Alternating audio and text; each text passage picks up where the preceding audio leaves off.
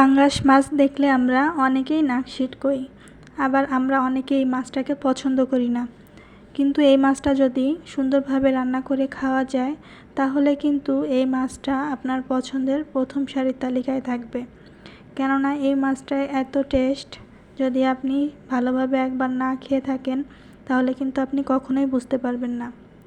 আমরা অনেকে বাজার থেকে হ্যাচারির মাছগুলো কিনে আনি, ওই মাছগুলো একটু তেল বেশি, এই জন্য হয়তো বা খারাপ লাগে।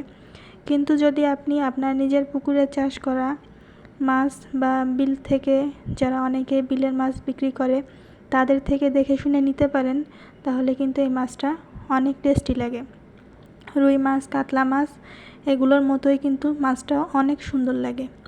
যাই হোক, এই রান্নাটা আমি আপনাদের সঙ্গে শেয়ার করব।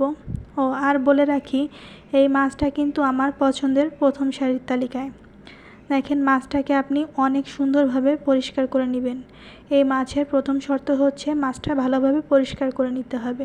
তারপর এক সাইডে রেখে তেল গরম করতে হবে।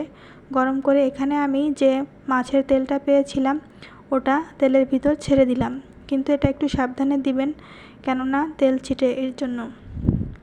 এখন বন্ধুরা, এখানে আমি একে একে পেঁয়াজ, রসুন, কাঁচামরিচ বাটা, জিরা বাটা, তারপরে হলুদের গুঁড়া, লবণ এইসব দিয়ে সুন্দর করে আমি কিন্তু এখানে মশলাটা কষিয়ে নিব। আর এই মশলাটা কষাতে হবে একেবারে ভাজা ভাজা হয়ে যাবে। তেল উপরে উঠলে এখানে আপনি হালকা পানি দিয়ে দিবেন, খেয়াল রাখবেন যেন মশলাটা না পুড়ে। এখন কিন্তু একটু নাড়াচাড়া করে পানিটা হালকা উতলালে এখানে আপনি যে মাছগুলো পরিষ্কার করে রাখছিলেন একে একে দিয়ে দিবেন, আস্তে আস্তে দিবেন, দেখবেন যেন গরম পানিটা ছিটে হাতে না লাগে, তাহলে কিন্তু হাতটা পুড়ে যাবে। এখন এভাবে আমি সুন্দর করে মাছগুলো দিয়ে দিলাম, আর হালকা হালকা করে নাড়াবেন যাতে মাছগুলো না ভেঙে যায়। নরম মাছ তো ভাঙার একটু সম্ভাবনা থাকে, যতই আস্তে করা হয় না কেন মাছটা আর কি ভেঙেই যায়। তারপরে যতটা আর কি করা সম্ভব ততটা আস্তে করাই ভালো। আর দেখেন, এখানে মাছের যে এইগুলো ছিল সব দিয়ে দিলাম। মাছটা কিন্তু আমার ভালোভাবে কষানো হয়ে গেছে। এখন আমি মাছটা তুলে নিচ্ছি, আস্তে আস্তে করে তুলে নিচ্ছি। আর এই ঝোলের ভিতরেই কেটে রাখা আলুগুলো দিয়ে দিব।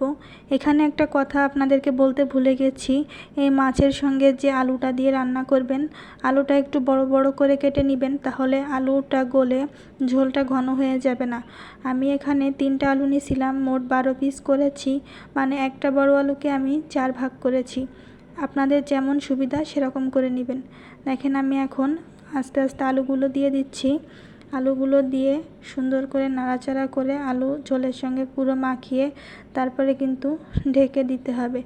এখানে দেখেন, কষাতে কষাতে আলুর ঝোলটা কিন্তু একেবারেই কমে আসছে।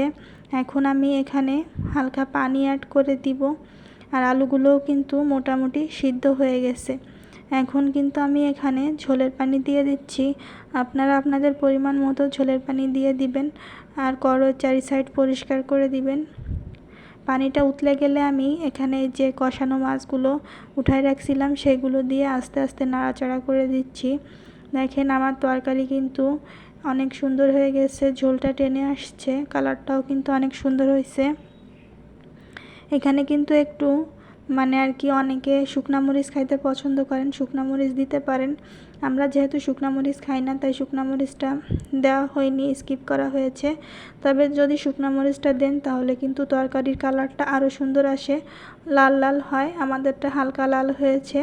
আর যারা কাঁচা মরিচ খান তারা ট্রাই করবেন লাল মরিচগুলো বেটে দেওয়ার, পাকা মরিচগুলো, তাহলে কিন্তু ঝোলটা একটু লাল হবে। এখানে আমি কিছু জিরা বাটা দিয়ে দিচ্ছি।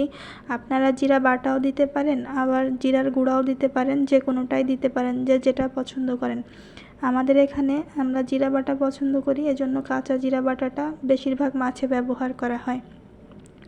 এখন হালকা নেড়ে চেড়ে আমি একটু ঝোলটা টেস্ট করে নিচ্ছি লবণ হয়েছে কি না। আর এদিকে আমি কিছু মরিচ থেতো করে রাখছিলাম, কাঁচা মরিচ, এগুলো এখন দিয়ে দিব। এটা হচ্ছে আপনি তরকারি নামানোর 2-1 মিনিট আগে দিবেন, তাহলে কিন্তু একটা সুন্দর ঘ্রাণ আসে। আর লাল আর কাঁচা মরিচ মিলাই দিলে তরকারিটা দেখতেও কিন্তু অনেক সুন্দর হয়। আমার কিন্তু রান্নাটা শেষ হয়ে গেছে, এখন কিন্তু পালা গরম গরম ভাতের সাথে পরিবেশন করা। যারা আমার ভিডিওটা শেষ পর্যন্ত দেখছেন তাদের সকলকে অসংখ্য ধন্যবাদ। আর যারা দেখেননি তারা দেখবেন আশা করি। আর আপুরা ভাইয়েরা যারা দেখছেন তারা আমার পাশে থাকবেন সবসময়। আজকে এ পর্যন্তই, সকলে ভালো থাকবেন। আসসালামু আলাইকুম।